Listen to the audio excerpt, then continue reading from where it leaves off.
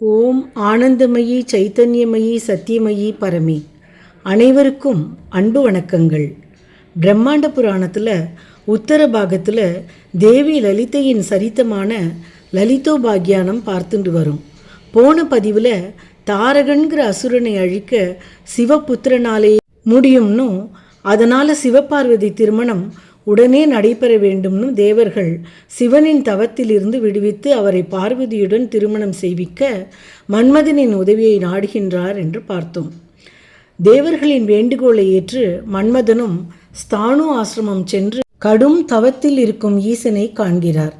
ஈசனின் தவக்கோலம் மன்மதனின் மனத்தை நடுக்கமுறச் செய்கிறது. எனினும் அருகில் பணிவிடைகள் செய்து நிற்கும் தேவி பார்வதியை கண்டு தெளிவு பெற்று மன்மதன் தன் புஷ்பபானத்தை ஈசன் மீது தொடுத்தார். ஈசன் கண் திறந்து பார்வதி தேவியை பிரியமுடன் நோக்கினார். தேவியும் தனது நீண்ட கால தவம் பூர்த்தியாகும் தருணம் வந்துவிட்டது என உணர்ந்து மகிழ்ந்தாள். ஈசன் அடுத்த கணமே தெளிவு பெறுகிறார்.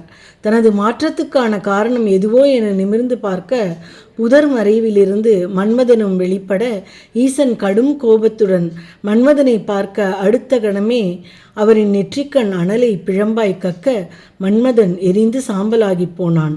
தேவி பார்வதி கண்களை மூடி கூச்சலிட்டாள். ஈசன் தனது கணங்களுடன் அங்கிருந்து மறைந்தார். இமவான் பார்வதி தேவியை அங்கிருந்து அழைத்துச் சென்று ஈசனை நோக்கி தவம் செய்யுமாறு பணித்தார். ஈசனின் கோபாக்னியால் மன்மதன் எரிந்ததை அறிந்து ரதிதேவி அழுது புலம்பி பிரம்மனிடம் தீர்வு வேண்ட, பிரம்மனும் தன்னால் முன்பு மன்மதனுக்கு வழங்கப்பட்ட சாபத்தினாலேயே இவ்வாறு நிகழ்ந்தது, கவலை வேண்டாம், மன்மதனின் உடல்தான் அழிந்ததை தவிர உயிர் நீங்கவில்லை. பரமேஸ்வரி விரைவிலேயே லலிதா திரிபுர சுந்தரியாக தோன்றுவாள். அப்போது அவளே மன்மதனுக்கு உயிர் கொடுப்பாள். அதுவரை நீ அந்த அம்பிகையை இடைவிடாது பிரார்த்தனை செய் என்று ஆறுதல் அளித்தார். இது இப்படி இருக்க, ஈசனின் நெற்றிக்கண்ணின் நெருப்பால் எரிந்து சாம்பலான மன்மதனின் சாம்பலை சிவகணங்களில் ஒருவரான சித்திரகர்மன் ஒன்றாக குவித்து விளையாட்டாக ஒரு மனித உருவம் செய்து அதை ஈசனிடம் காட்டினார். விந்தையிலும் விந்தை, மூன்றாவது கண்ணினால் எரிக்கப்பட்ட சாம்பலை ஈசனின் மற்ற இரு கண்களும் இப்போது பார்த்தவுடன் அந்த உருவம் ஒரு குழந்தையாய் உயிர் பெற்றது. சித்திரகர்மன் ஆச்சரியம் மேலிட்டு அந்த குழந்தையை பண்டாசுரன் என பெயரிட்டு தன் மகனாக வளர்த்தார். அந்த சிறுவனுக்கு ஈசனை நோக்கி தவம் செய்யுமாறு பணித்து சித்திரகர்மன் மிக சக்தி வாய்ந்த சதருத்ரிய மந்திரத்தை உபதேசித்து அதை இடைவிடாது ஜபிக்குமாறு சொல்கிறார். பண்டாசுரனும் அவ்வாறே கடும் தவம் புரிய ஈசனும் அவன் முன்னே தோன்றி என்ன வரம் வேண்டும் என்று கேட்டார். அதற்கு பண்டாசுரன் தன்னை யார் எதிர்த்தாலும் அவர்களின் பலம் பாதியாய் குறைந்து தன்னை அடைய வேண்டும் என்றும் அவர்களின் எந்த ஆயுதத்தாலும் தனக்கு அழிவு ஏற்படக்கூடாது என்றும் வேண்டுகிறான். கருணாமூர்த்தியான இறைவனும் அவ்வாறே வரமருளி மேலும் 60,000 ஆண்டுகள் ராஜ்யத்தை ஆள வரமளித்தார். வரம் பெற்ற பண்டாசுரன் மிகவும் மகிழ்ந்து அட்டகாசம் செய்ய தொடங்கினான். தனது அபார சக்தியால் தன் இடது தோளிலிருந்து விஷுக்ரன் என்னும் மகா அசுரனையும் வலது தோளிலிருந்து விஷங்கன் என்னும் அரசனையும் உருவாக்கி தனக்கு சகோதரர்களாக பக்கபலமாக வைத்து கொண்டான். தூமினி என்ற சகோதரியையும் உருவாக்கினான். அதே போல பற்பல அசுரர்களை உருவாக்கி தனக்கென்று ஒரு பெரிய சேனையை, அதாவது 300 அட்சௌகினி, அதாவது ஒரு அட்சௌகினி என்பது 21,870 யானைகளும் 65,610 குதிரைகளும் 1,09,350 வீரர்களும் உடையது. அதுபோன்று 300 சேனைகளை உருவாக்கினான். பெரும் அசுரசேனை தோன்றியதை அறிந்த அசுரகுரு சுக்ராச்சாரியார் பண்டாசுரனை ஆசீர்வதித்து அவனுக்கென்று ஒரு ராஜ்யம் அமைக்குமாறு பணித்தார். பண்டாசுரனும் அசுர சிற்பியான மயனை வரவழைத்து அமரலோகத்தை மிஞ்சும் அளவிற்கு ஒரு நகரம் அமைக்கச் செய்கிறான்.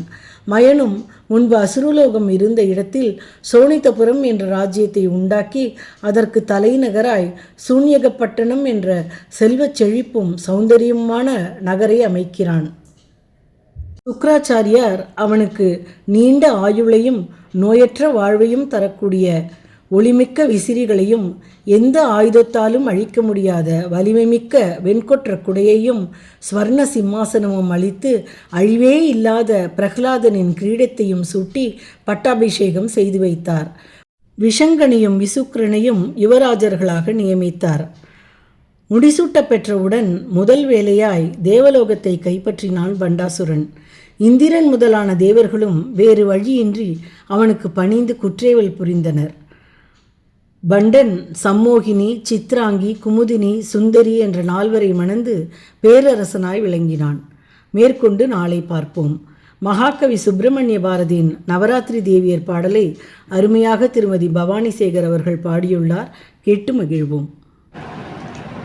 மாதா பராசக்தி வையமெல்லாம் நீ நிறைந்தாய், ஆதாரம் உன்னை அல்லார் யாரெமக்கு பாரினிலே.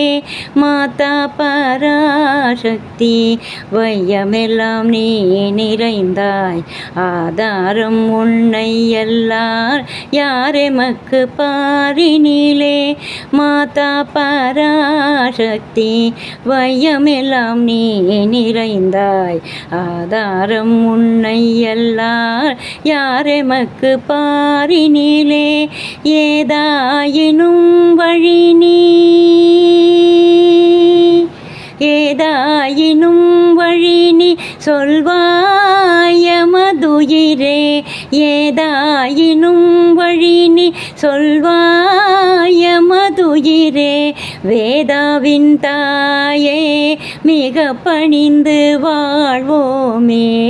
வேதாவின் தாயே மிக பணிந்து வாழ்வோமே.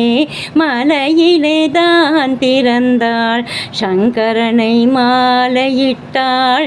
மலையிலே தான் பிறந்தாள், சங்கரனை மாலையிட்டாள். உலகிலே ஊதி உலக கனல் வளர்ப்பாள். உலகிலே ஊதி உலக கனல் வளர்ப்பாள். நிலையில் உயர்த்திடுவாள் நேரேயவள் பாதம். நிலையில் உயர்த்திடுவாள் நேரேயவள் பாதம். நிலையில் உயர்த்திடுவாள் நேரேயவள் பாதம். தலையிலே தாங்கி தரணிமிசை வாழ்வோமே. தலையிலே தாங்கி தரணிமிசை வாழ்வோமே. பொன்னரசி நாரணனார் தேவி புகழரசி. பொன்னரசி நாரணனார் தேவி புகழரசி. மின்னும் நவரத்தினம் போல் மேனியழகுடையாள். பொன்னரசி நாரணனார் தேவி புகழரசி. மின்னும் நவரத்தினம் போல் மேனியழகுடையாள். அன்னையவள் வையமெல்லாம் ஆதரிப்பாள் ஸ்ரீதேவி. அன்னையவள் வையமெல்லாம் ஆதரிப்பாள் ஸ்ரீதேவி.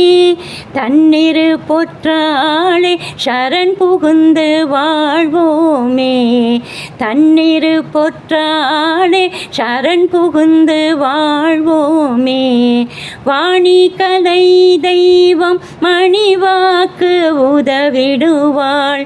வாணி கலை தெய்வம் மணிவாக்கு உதவிடுவாள். ஆணி முத்தை போலே அறிவு முத்து மாலையினாள். ஆணி முத்தை போலே அறிவு முத்து மாலையினாள். காணுகின்ற காட்சியாய், காணுகின்ற காட்சியாய், காண்பதெல்லாம் காட்டுவதாய். காணுகின்ற காட்சியாய், காண்பதெல்லாம் காட்டுவதாய். வானுயர்ந்து நிற்பாள் மலரடியை சூழ்வோமே. வானுயர்ந்து நிற்பாள் மலரடியை சூழ்வோமே. மலரடியை சூழ்வோமே. மலரடியை சூழ்வோமே.